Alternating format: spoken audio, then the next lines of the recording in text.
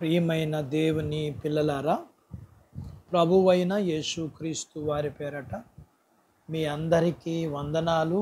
ప్రభువు పేరట మీ అందరికీ శుభములు, దీవెనలు కలుగునుగాక. ఈ ఉదయకాలం పరిశుద్ధ గ్రంథం నుండి దేవుని వాక్యాన్ని చదువుకుందాము. జపన్యా గ్రంథము 2వ అధ్యాయము 2వ వచనం చదువుకుందాం. విధి నిర్ణయము కాక మునుపే, యెహోవా కోపాగ్ని మీ మీద రాకమునుపే, మిమ్మును శిక్షించుటకై యెహోవా ఉగ్రత దినము రాకమునుపే కూడి రండి. దేవుడు తన మాటలు మనందరి కొరకు దీవించునుగాక. ఆమేన్. ప్రియమైన దేవుని పిల్లలారా, నోవాహు జల ప్రళయానికి ముందు అప్పటి ప్రజలకు సుమారు కొన్ని సంవత్సరాలు సువార్త ప్రకటించబడింది. దేనిని గురించి అంటే రాబోయే జల ప్రళయం గురించి దేవుడు హెచ్చరించాడు. అయినప్పటికీ దేవుని మాటను లెక్క చేసేవారు ఎవరూ లేరు. దేవుడు దయచేసిన జీవితాన్ని ఈ లోకానుసారమైన పాపపు జీవితం జీవించడంలో నిఘ్నమైపోయారు. మారు మనసు పొందడానికి దేవుడు వారికి ఇచ్చిన సమయం పూర్తయ్యాక జలప్రళయం వారిని నాశనం చేసింది. నేటి దినాల్లో కూడా దేవుడు మనల్ని హెచ్చరిస్తూనే ఉన్నాడు. ఇప్పుడు కూడా దేవుని మాట వినే స్థితిలో ప్రజలు ఎవ్వరూ లేరు. అవిధేయులైన ప్రజలను ఒక్క క్షణంలో నాశనం చేసే శక్తి గల దేవుడు తన ఉగ్రతను చూపకుండా తనను తాను తగ్గించుకుని లోబడనొల్లని పనికి మాలిన మనుషుల కోసం ఎందుకు ఇంతగా బ్రతిమలాడుచున్నాడు అని అంటే, ఈ భూమి మీద పుట్టిన ప్రతి మనిషి ఆయన బిడ్డే. తల్లిదండ్రులను హింసించే కన్నబిడ్డలను చంపుకోవాలని ఏ తల్లిదండ్రులకు ఉండదు. ఒకవేళ సహనం నశిస్తే వాళ్ళైనా బిడ్డలను చంపుకుంటారేమో కానీ తల్లి విడిచిన మనల్ని ఎడబాయడు దేవుడు. మనల్ని ఎందుకు చంపుకుంటాడు? కాలుతుందని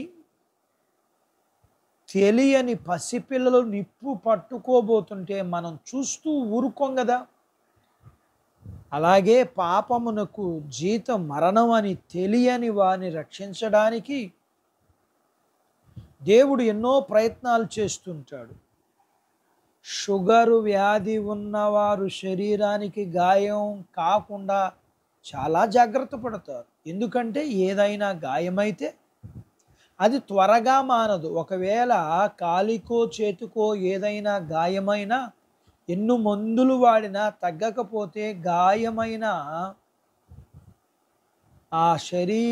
ఆ భాగాన్ని శరీరం నుండి తొలగిస్తారు. లేదంటే అది శరీరం అంతా పాకి మనిషి చనిపోతాడు. అలాగే పాపం చేసేవారు మారడానికి దేవుడు ఎన్ని అవకాశాలు ఇచ్చినా మారకపోతే దేవుడు వారిని చంపేస్తాడు. లేదంటే వారి వలన మిగతా సమాజం అంతా పాడైపోతుంది.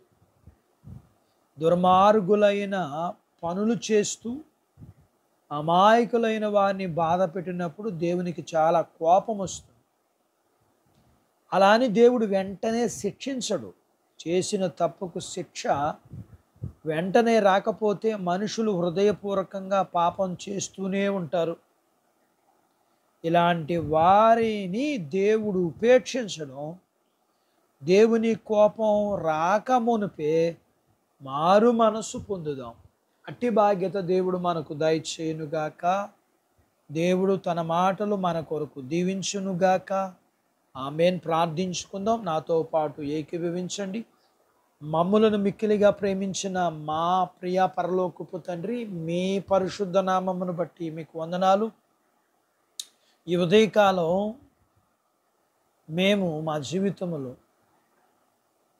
మారు మనస్సు కొరకు మేము కన్నీరు కార్చేవారిగా, బ్రతిమలాడేవారిగా, ప్రార్థించేవారిగా, మీ పాదాలు పట్టుకుని, ఎందుకనంటే మారు మనస్సు లేనట్లయితే మీ కోపం మా మీదకు వస్తుంది, మేము నశించిపోతాం. ప్రభా, మేము మా జీవితంలో మారు మనసు కలిగిన వారిగా ఉండగలిగే బాధ్యత మీ పిల్లలైన మా అందరికీ దయచేయండి. మీ పిల్లలందరినీ మీరు దీవించండి. చిన్న బిడ్డలను, యవనస్తులను, వృద్ధులను, స్త్రీలను, పురుషులను దీవించండి. వారి చదువుల్లో, వారి ఆరోగ్యాల్లో, వారి ఉద్యోగ ప్రయత్నాల్లో విజయాలు ఇచ్చి, చేస్తున్న ఉద్యోగాలలో ప్రమోషన్స్ ఇవ్వండి. చేతి పనులు, వ్యాపారాలు, పొలాలు, పశువుల్ని మీరు దీవించండి. ప్రియుడా, మీకు వందనాలు చెల్లించుకుంటూ, వివాహములు కాని వారికి అవుటకు, గర్భము లేని వారికి గర్భఫలములు ఇమ్మని, గర్భం కలిగిన వారికి సుఖమైన ప్రసూతి ఇమ్మని, ప్రసూతి అయిన తల్లి పిల్లలకు ఆరోగ్యాలు ఇమ్మని, మీ పిల్లల అవసరతలు, సమస్యలు, బలహీనతలు, ఉన్న రుణాలని తీర్చి మీ పిల్లల్ని మీరు ఆశీర్వదించమని యేసు ప్రభు వారి పేరట స్తుతించి ప్రార్థించి అడిగినవన్నీ పొందుకొని ఉన్నాము తండ్రి. ఆమెన్. దేవుడు మిమ్మల్ని దీవించును గాక. ఆమెన్.